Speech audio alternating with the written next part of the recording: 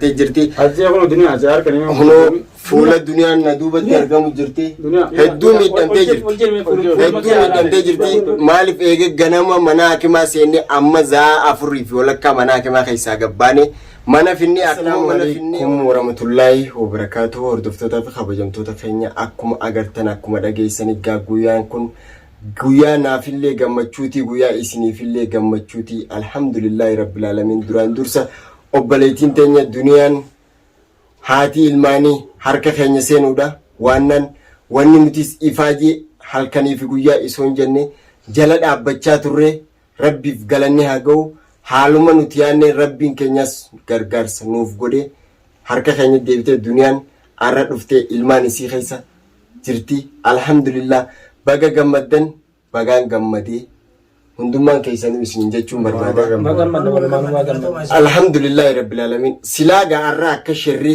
dalagamaa turetti akka karaadha dalagaa turanitti sherri isaanii gaa daraan deemu jiran silaa dhugaan deemu jiranii numa najjaanii 0 fi 0 dhaan baanii arra nutis gaa haaluma fakkaatuun karuma fakkaatuun isoo irra guddaa yaada keessanis fudhannee viidiyoo nu mara hin oolinaadha waan takka hojiin nu barsiisaa nuun jechaa turtan akkasuma gaa bakka duniyaan irraa jirtu san gonni saartuun dheengadda keessaa baate san biratti salpha biratti hafiif dukkana qabrii laal dukkana qabrii malee eenyujja hammaamni namni lubbuun jiru dhalaaf dhiiroo ni qaxxaratti moo qaxxarri haa ummanni dhageeffatu isaan kun akka inni ilaallee agarrutti dhaaba guddaadha boosa wallaahi jaarmee qaba jaarmeeni isaanii isaan booda jira jaarmee guddoo waan jiru jira wanni jiru san isaan hanga tokkootu ichi jira malee silaa akka isaan nurree hedduminaatiin silaa nuti akkasitti hattafitti qabu baanne haqaaf rabbiin irra du'aansee ummanni kun amma fakkeenyaaf ummanni kun ummata karaara dhalatee ummata karaara guddate moo ummata hawaasa keessa guddate dhufeettanu qabeettallaa kuni barbaada nama wal jaaree waan akkana babbee waan akkana dalagu laala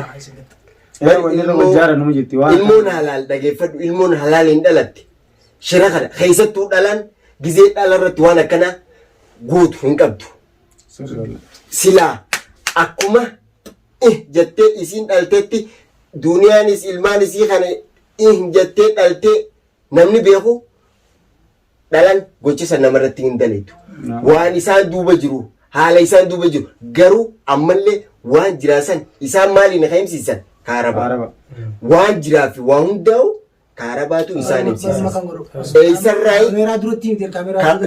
abadan kaameraa seenumaan qaban amma waan hundaa barnee jira isaan kaameraa yeroo baabtanis kaameraa qabatanii nuuf gonkuma yeroo tunullee kaarabaa duratti mitama booda isaan maalii fi warri yuutubis tumaa akka isaan hin barbaadan lammata irratti immoo mas nama duratti nuti yuutubii irraa dalagaa warra kanaa laakiin viidiyoo isin gadhiisuu hin dandeenyu viidiyoo isin warra kanaa gadhiisuudhaaf malee Enggak guyyaa reebii keessatti tumnee viidiyoo bas godhee sila akkaati dhooytee dhiittee saniin agartee miti isin akkaati dhooytee saniin bar nama lafaa wanti ijoo miti bartannee waan ifraanuu miti nama laal bakka itti citan bakka itti du'an barbaaduudhaaf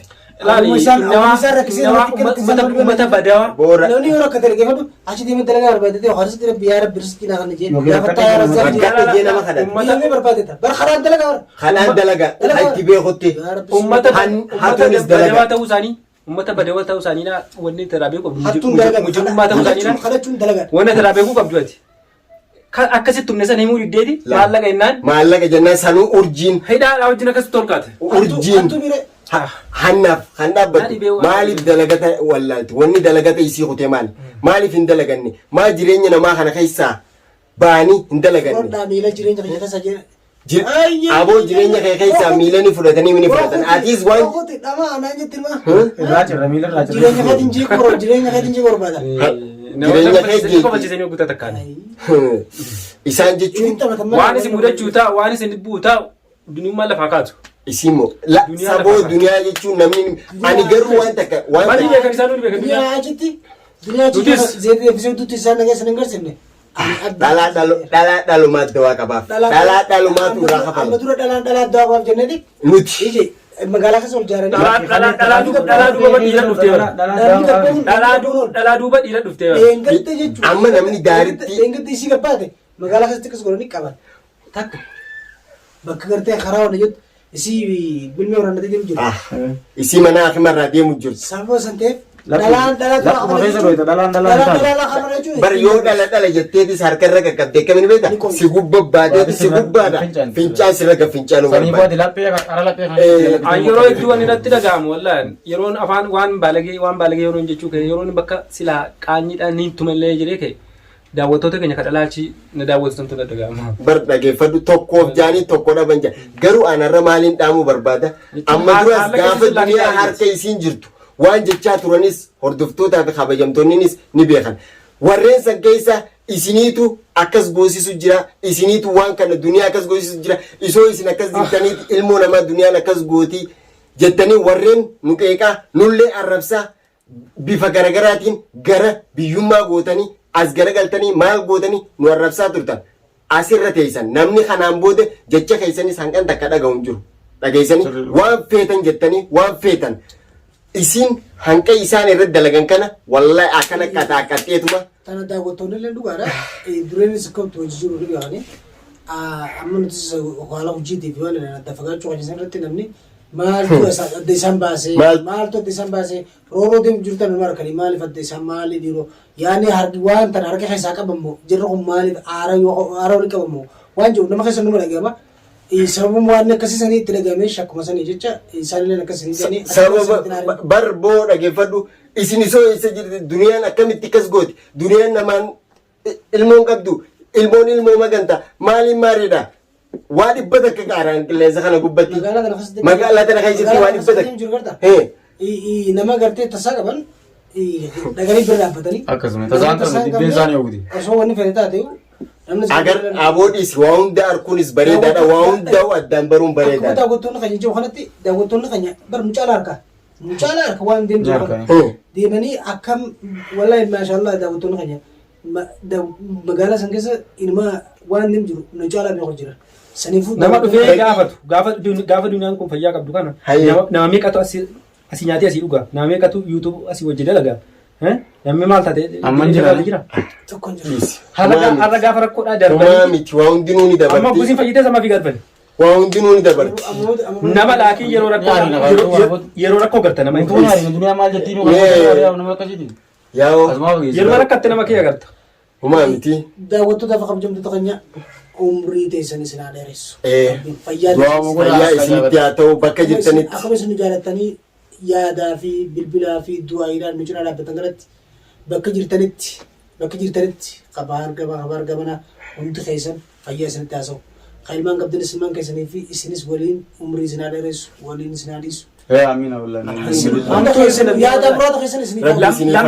lammii keenya dhiiga keenya lafee keenya waan taataniif rakkinni keenya isinitti dhaga'ameeti halkanii guyyaan hojjetu. Nu faana dhaabbatanii nu faana hiraartanii nu faana cinqamtanii. Jechallee isiniif hin qabnu dhugaa. Wallaahi Oromootiya namuma takka takkaatutu akka nuti waan biraa keessallee gallu nu taasisa hedduu nuuf kolcha.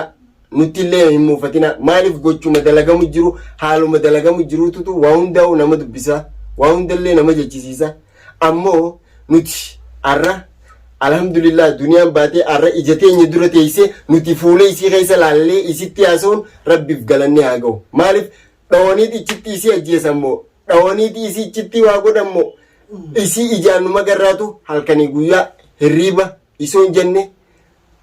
Asin nu eegee garuu alhamdulillah isii harka keenya deebifne ija keessa isii ilaalaa isinit dubbachuun keenya nuuf gammachuudha gammachuun teenya. Warroonni magaalaa keessa nama machiisee biyyatti nama dawwalchiisee maallaqa namarraa buusu jirus warroota kanaa. Hawaalaa jaanii. Mana bedruuma jaanii mana gartee adda andargidawaan jira geessanii jechuun kadarajaa gabbuutee seentu kan akkana kana fayyadamataniiti mana dukkanaa kan akka nama nagaa fakkeessanii ol naqanii waggaa tolseen ta'e. Angga nyaatee fi anggas bulte maarree fiti hizaabdu malee